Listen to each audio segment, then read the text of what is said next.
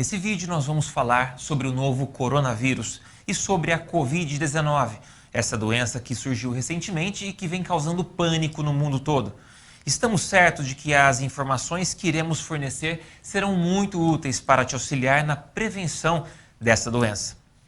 Vou te falar o que é a Covid-19 e o que se sabe até o momento, sobre onde e como ela surgiu, o grau de letalidade, o perfil das vítimas fatais, sintomas, formas de transmissão, mas especialmente sobre a prevenção, além de outras informações também muito úteis. Então assista com bastante atenção e não deixe de colocar em prática as medidas de prevenção, pois a saúde é o bem-estar mais precioso que nós possuímos. Vamos começar entendendo melhor o que é essa nova doença.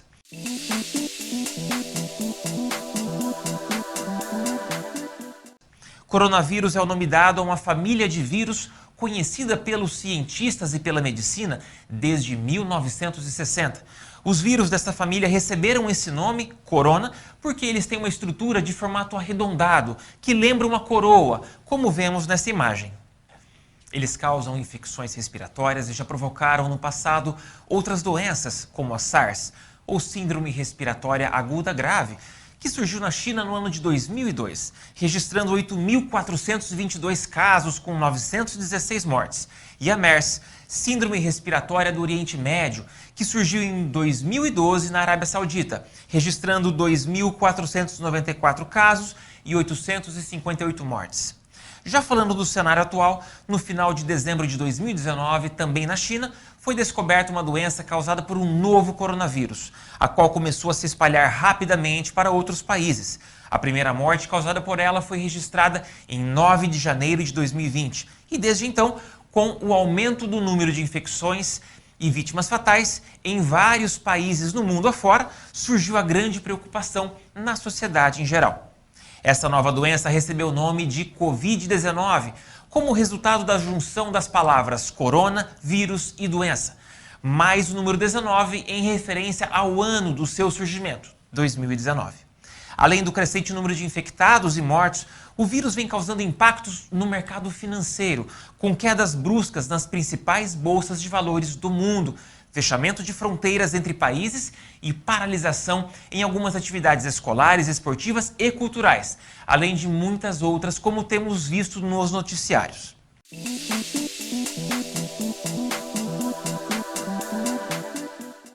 Mas você pode estar se perguntando, como será que ela surgiu?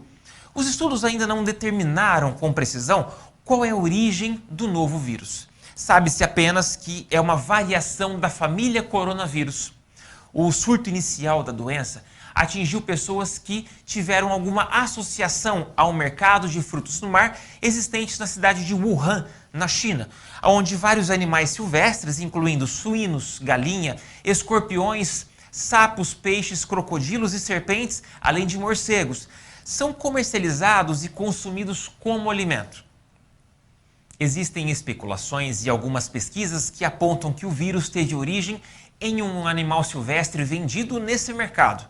Uma das hipóteses é que a origem tenha relação com o consumo de carne de um animal chamado pangolim, um mamífero em extinção que tem certa semelhança com um tatu, como vemos nessa imagem. Porém, não há, até o momento, confirmação se é esta realmente a origem da doença.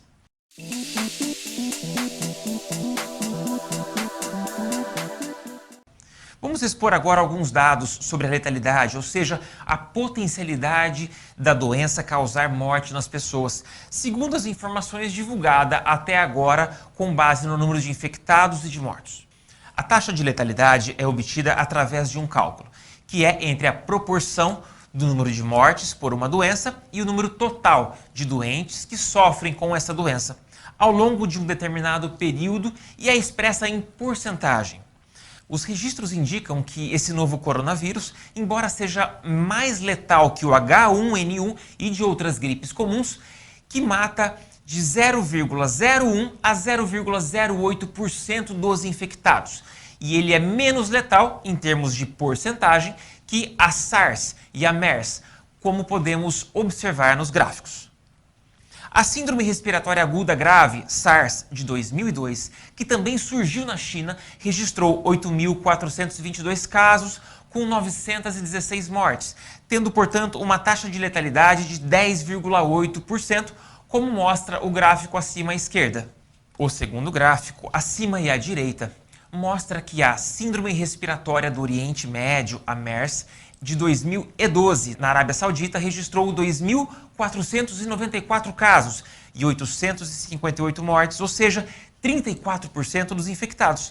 De acordo com o G1, site de notícias da TV Globo, até quarta-feira, dia 18 de março de 2020, foram registrados cerca de 215 mil casos de Covid em todo o mundo, com 8.800 mortes aproximadamente, número que corresponde a 4,09% dos infectados. Esse número está se alterando o tempo todo, bem como essa taxa que acabamos de te informar. Estes são os números que temos até o momento em que estamos gravando esse vídeo. Pode ser que essa porcentagem seja alterada ao longo, inclusive, do dia de hoje. Esses dados mostram que, se por um lado a doença é menos letal que as anteriores, por outro, ela é bem mais contagiosa, ou seja, se espalha com maior facilidade, já tendo causado este grande número de vítimas fatais em tão pouco tempo. Como vimos então, a capacidade de contágio dessa doença é muito alta. Tanto é que, no dia 11 de março de 2020, a Organização Mundial de Saúde, OMS, classificou a Covid-19 como um caso de pandemia, que é a disseminação mundial de uma nova doença, indicando que a epidemia se espalhou para 2 ou mais continentes, com transmissão sustentada de pessoa para pessoa. A Covid-19, no caso, já se espalhou por vários continentes e está praticamente no mundo todo, como mostram os círculos vermelhos no mapa.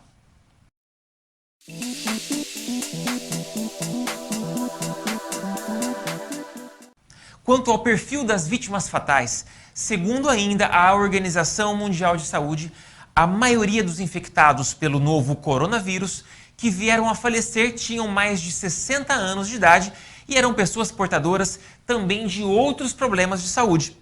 Os registros iniciais divulgados mostraram que a maioria dos casos fatais iniciais, acima dos 90%, foram registrados na China. Cerca de 80% das vítimas fatais já tinham outras doenças, como diabetes, hipertensão, além de problemas respiratórios. E aproximadamente 75% dos mortos tinham 60 anos ou mais. Com base nessas informações e no conhecimento da medicina, o Ministério da Saúde afirma que os grupos de maior risco são pessoas acima de 60 anos e aquelas com doenças crônicas, como diabetes e doenças cardiovasculares. Ainda de acordo com o Ministério da Saúde, não existem dados específicos sobre as mulheres grávidas. O que se sabe é que elas passam por mudanças imunológicas que podem deixá-las mais vulneráveis. Esses são, portanto, os grupos de pessoas mais vulneráveis que precisam ter ainda mais cuidado, devido ao risco de agravamento e até de morte.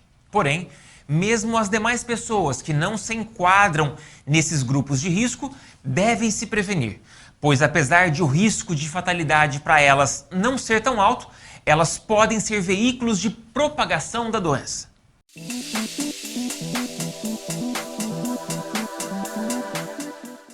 Os sintomas do novo coronavírus são bastante variados. De acordo com a Organização Mundial da Saúde, o período de incubação, que é o tempo entre a captura do vírus pelo ser humano e o início dos sintomas da doença, na maioria dos casos, gira em torno de 5 dias, mas pode levar entre 1 a 14 dias. Os principais sintomas são tosse seca ou com secreção, febre e cansaço, mas alguns pacientes podem sentir dores no corpo, congestionamento nasal, inflamação na garganta ou até mesmo diarreia. Nos casos mais graves, que geralmente ocorrem em pessoas que já apresentam outras doenças associadas, pode haver síndrome respiratória aguda e insuficiência renal. Por isso, essas pessoas são consideradas mais frágeis.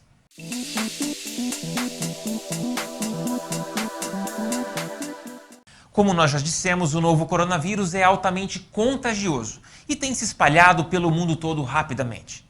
Isso acontece porque ele pode ser transmitido de várias formas. tanto de uma pessoa para outra quanto por contato com superfícies contaminadas. Podemos dizer que a transmissão ocorre basicamente de 3 formas. A primeira delas, pelas vias respiratórias, quando o indivíduo infectado tosse ou espirra, lançando gotículas de saliva ou catarro, as quais ficam suspensas no ar e podem ser inaladas por outra pessoa.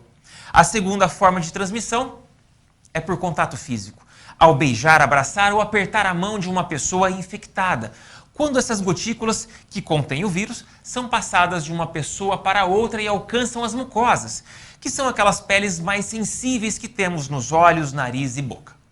E a terceira forma de transmissão é por meio do contato com superfícies contaminadas, quando as gotículas com os vírus ficam depositadas em objetos ou materiais que entram em contato com mucosas, como o olho, nariz e boca das pessoas. São exemplos de superfícies que podem estar infectadas. A tela de um celular, maçaneta de portas, corrimão de escadas, botões de elevadores, campainha, interruptores, botões de partida e parada de máquinas, teclados de computadores ou notebooks, barras de segurar em transportes públicos e muitos outros. Até como, por exemplo, um volante de direção de veículos, aparelhos de academia e assim por diante. Esses são apenas alguns exemplos. Há uma infinidade de superfícies que podem estar infectadas. Portanto, é importante entendermos a trajetória de transmissão do vírus. No caso, por exemplo, de um beijo na boca, se uma das pessoas estiver infectada, a transmissão será feita diretamente pela saliva, assim como no caso da tosse, espirro ou fala, quando a partícula infectada está no ar e é inalada por outra pessoa. Em outros casos, pode acontecer de a pessoa infectada, ao tossir ou espirrar, cobrir a sua própria boca com a mão e depois pegar na mão de outras pessoas, ou usar o teclado de um computador, por exemplo. Tocar a maçaneta de uma porta, atender a um telefone, segurar a um corrimão e assim por diante, espalhando desta forma a contaminação. Caso outras pessoas toquem a mão desse indivíduo doente ou qualquer destas superfícies infectadas e em seguida, sem perceber, cocem o olho, o nariz ou a boca, estarão com certeza gerando um alto risco de absorver o vírus.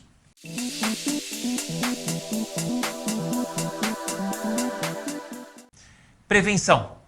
Agora que já sabemos como a Covid-19 se propaga, vamos falar sobre o que devemos fazer para conter o avanço dessa doença. Ou seja, o que fazer para não se contaminar e também para não transmitir o vírus caso sejamos portadores.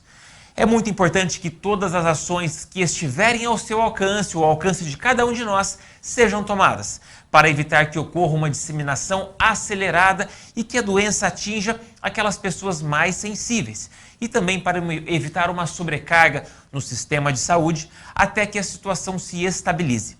Essa prevenção inclui ações individuais, como lavar bem as mãos e evitar possíveis exposições ou contatos desnecessários.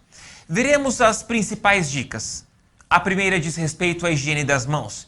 Reforce o hábito de lavá-las com água e sabão, inclusive entre os dedos e até a metade do pulso, e sob as unhas, as quais devem ser mantidas preferencialmente curtas, para não servir eventualmente de abrigo ou esconderijo para o vírus.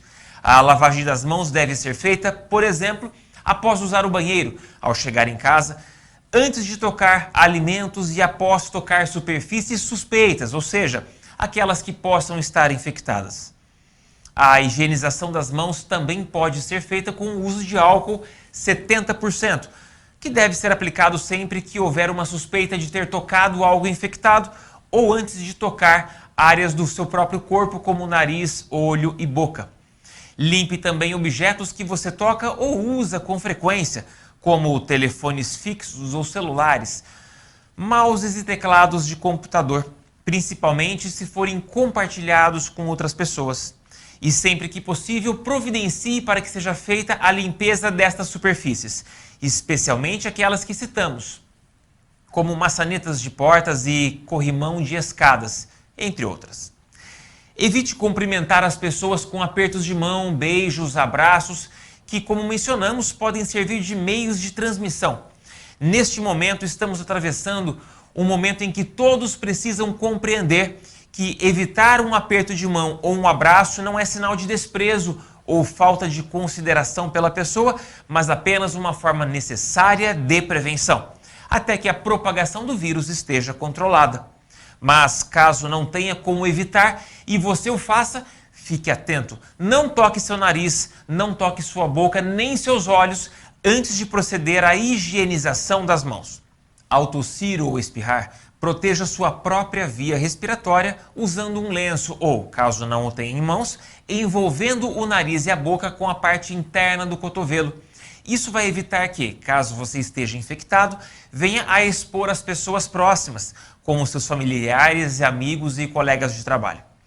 Não coloque diretamente as mãos no nariz ou na boca ao tossir ou espirrar, pois você pode se esquecer e, em seguida, contaminar objetos, superfícies ou mesmo outras pessoas. Caso você perceba outras pessoas espirrando ou tossindo, procure manter uma distância mínima de 1,5 m ou mais, na medida do possível, a fim de evitar a probabilidade de contato ou inalação das gotículas indesejadas.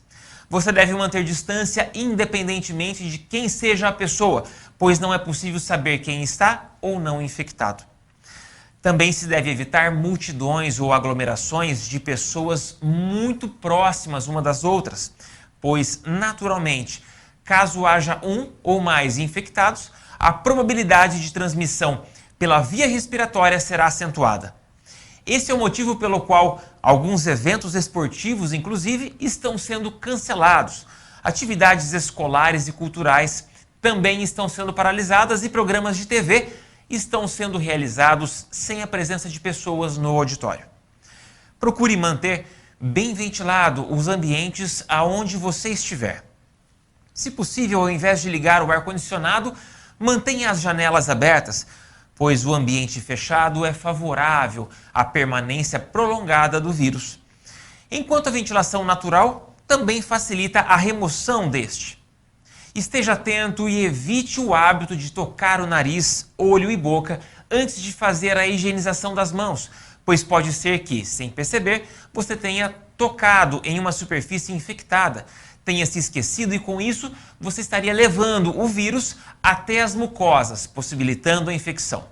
Caso você apresente algum sintoma da doença, evite sair de casa e o contato próximo com outras pessoas, incluindo seus familiares e amigos. O correto nesta situação é alertá-los sobre a suspeita. Se estiver com o nariz escorrendo, use lenço descartável para fazer a higienização. Evite o lenço de tecido, pois a secreção nele acumulada dificulta e retarda a eliminação do vírus, podendo permitir o seu retorno à via respiratória. Caso os sintomas se agravem, procure assistência médica imediata. Por fim, procure manter-se informado sobre outras formas de prevenção que forem divulgadas ao longo do tempo. Porém, somente acredite naquelas emitidas por fontes confiáveis e compartilhe somente informações corretas e verdadeiras.